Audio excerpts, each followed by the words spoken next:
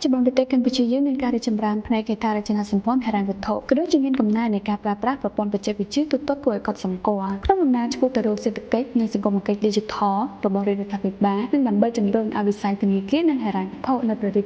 កម្ពុជាដំណើរការបានកាន់តែរលូនមានប្រសិទ្ធភាពនិងឆាប់រហ័សធនាគារជាតិកម្ពុជាបានដាក់ឲ្យប្រើប្រាស់ KHQR ដែលជាកូដ QR រួមស្តង់ដាររបស់ប្រទេសកម្ពុជាយើងតាមរយៈការដាក់កូដ KHQR តែមួយលោកអ្នកទទួលបានការទូទាត់ប្រាក់ឆ្លងគ្រោះថ្នាក់តាមរយៈកម្មវិធីទូរស័ព្ទដៃពីគ្រប់គ្រងស្ថាប័នដែលជាសមាជិកបាគងបាន KHQR មិនចាំបាច់មានកម្មវិធីទូរស័ព្ទដៃធនាគារដូចគ្នាទេកម្មវិធីទូរស័ព្ទដៃរបស់សមាជិកបាគងណាក៏អាច scan និងធ្វើការទូទាត់បានដែរ KHQR ជំរុញការទូទាត់បែប Digital ក្នុងប្រទេសកម្ពុជា